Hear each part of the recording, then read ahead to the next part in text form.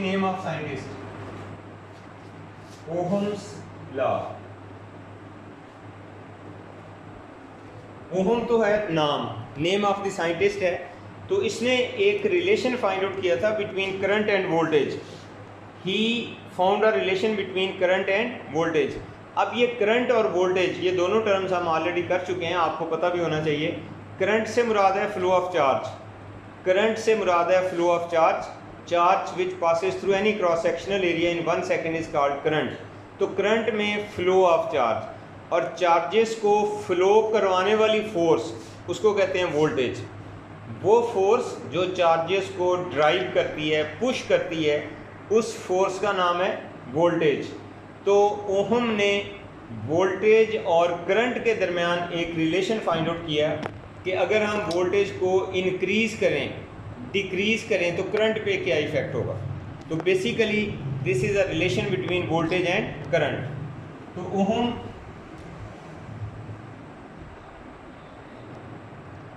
found a relation between current and voltage.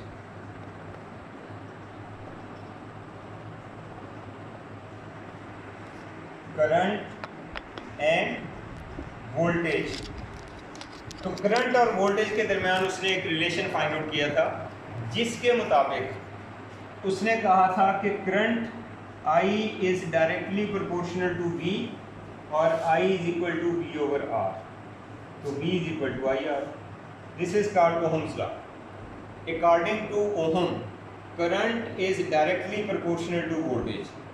Current is directly proportional to voltage. और अब इसका एक simplest example ये देखें कि फर्ज करें हमारे पास एक सेल है, ये एक बल्ब मैंने लगा दिया। एक सेल होता है 1.5 वोल्ट का, one cell is of 1.5 volt. ये आम जो मार्केट में सेल मिलते हैं, दिस इज ऑफ 1.5 वोल्ट। अब इसमें से 2 मीटर लगाते हैं, एक इसमें एम मीटर लगाएंगे जो करंट नोट करेगा, एक वोल्ट मीटर लगाएंगे जो पोटेंशियल डिफरेंस नोट करेगा। 2 मीटर इसमें लगा दें सेल के साथ, एक ammeter which measures current, दूसरा voltmeter which measures voltage potential. तो हम इसमें देखते हैं कि यहाँ पे अगर वोल्टेज फर्ज करें 1.5 वोल्ट है, तो यहाँ पे करंट 1 एम्पीयर है। फिर अगर मैं यहाँ पे 2 सेल लगा देता हूँ, पहले एक सेल था ना, अब आप 2 सेल लगा दें, सीरीज में जोड़ के 2 सेल लगा दें, और इन दोनों सेल्स के साथ अब आप इस बल्ब में कितनी करंट पास हो रही है, इस करंट को नोट करें और यहाँ पे वोल्ट मीटर लगा के इस वोल्टेज को नोट कर लें। अब भी हमने दोनों चीज़ें नोट करनी है, 1.5 प्लस 1.5, तो ये बन गया 3 वोल्ट। पहले 1.5 वोल्ट था, एक सेल था। अब हमने 2 सेल लगा दिए, 2 सेल लगाने से पुशिंग फोर्स इंक्रीज हो गई। Pushing force mean voltage increase हो गई। वोल्टेज इंक्रीज हो गई तो साथ में करंट भी इंक्रीज हो जाएगा। वोल्टेज इंक्रीज की है तो उसकी वजह से करंट भी इंक्रीज हो गई। इस रिलेशन को हम लिखते हैं current I is directly proportional to voltage. Current flowing through a conductor is directly proportional to voltage, तो I is proportional to V। Voltage increase करने से करंट इंक्रीज करती है, और I is equal to V over R। R यहाँ पे resistance of this bulb, जो bulb लगा हुआ है उसकी रेजिस्टेंस है। जिस बल्ब की रेजिस्टेंस जितनी ज़्यादा होगी उतनी करंट कम होती जाएगी, इसलिए current is inversely proportional to R। Current is inversely proportional to R। तो रेजिस्टेंस इंक्रीज होने से करंट कम होगी, रेजिस्टेंस डिक्रीज होने से करंट ज़्यादा होगी। Resistance mean opposition offered by the conductor, opposition offered by the conductor. तो ये रेजिस्टेंस जितनी ज़्यादा होगी उतनी करंट कम होगी, जितनी करंट कम होगी उतनी रेजिस्टेंस ज़्यादा होगी। तो I is inversely proportional to resistance, directly proportional to voltage. मसलन पहले आप एक सेल लगा के चेक करें, फिर 2 सेल लगा के चेक करें, फिर 3 सेल, फिर 4 सेल, फिर 5 सेल, फिर 6 सेल। वोल्टेज को इंक्रीज करो, वोल्टेज को इंक्रीज करेंगे तो साथ करस्पॉन्डिंग करंट नोट करते जाएंगे। 2 मीटर हमने लगाए हुए हैं, एक मीटर करंट नोट करेगा, दूसरा मीटर वोल्टेज नोट करेगा। तो वोल्टेज इंक्रीज करते जा रहे हैं by increasing number of cells, by increasing number of cells. तो जो वोल्टेज इंक्रीज होगी साथ में करंट इंक्रीज होती जाएगी। इस रिलेशन को सबसे पहले किसने फाउंड आउट किया था? ओहम ने, जर्मन साइंटिस्ट था। तो इसको उसने नाम दे दिया ओहम्स लॉ, इसका नाम रख दिया ओहम्स लॉ। अब इसकी स्टेटमेंट लिख लो जरा, स्टेटमेंट ऑफ ओहम्स लॉ लिखो।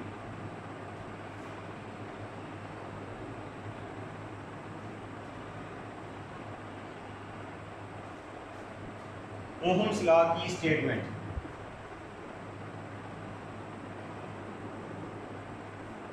The current passing through a conductor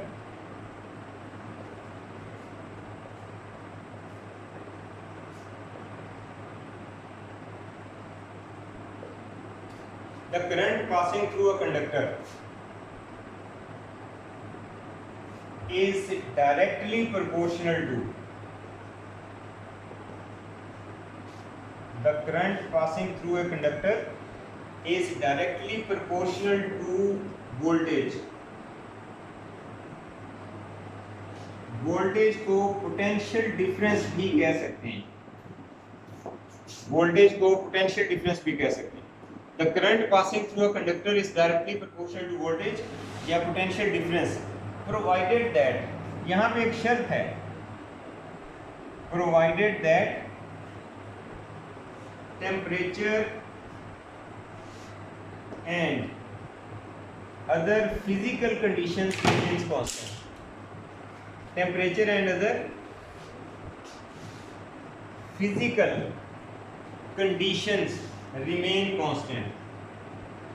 temperature and other physical conditions remain constant।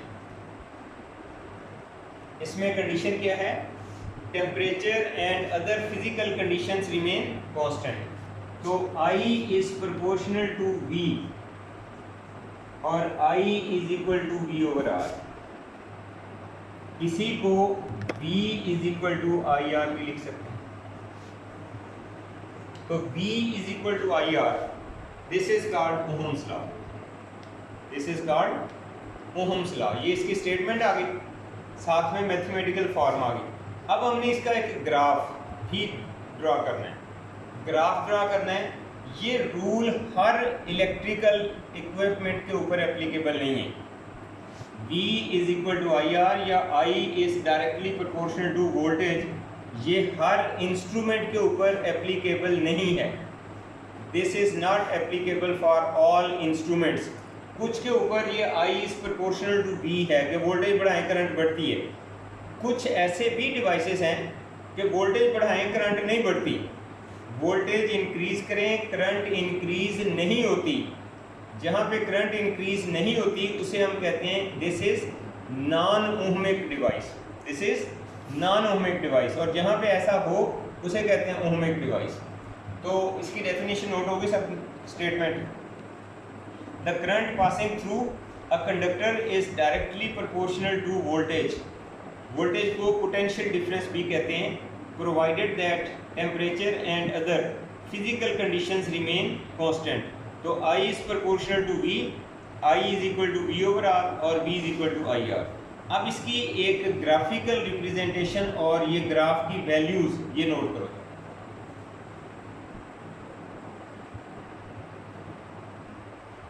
अच्छा, इसमें ये है कि अगर आप वोल्टेज और रेजिस्टेंस की वैल्यू लेते हैं, वोल्टेज करंट रेजिस्टेंस, तो ये 3 वैल्यूज में ले रहा हूँ। ये देखो वोल्टेज 2 वोल्ट 4 6 8 10, फर्ज करें हम 5 वैल्यूज ले लेते हैं। वोल्टेज को इन स्टेप्स इंक्रीज करते हैं by increasing number of cells. साथ में करंट जो है वो इस तरह की आती है, जिस रेशो में वोल्टेज इंक्रीज हो रही है उसी रेशो में करंट इंक्रीज हो रही है, जिस रेशो में वोल्टेज इंक्रीज हो रही है उसी रेशो में करंट इंक्रीज हो रही है।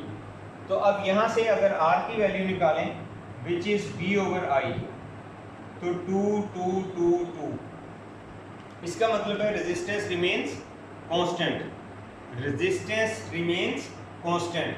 तो अगर रेजिस्टेंस कांस्टेंट रहे तो फिर हम कहते हैं these values are for ohmic device, these values are for ohmic device.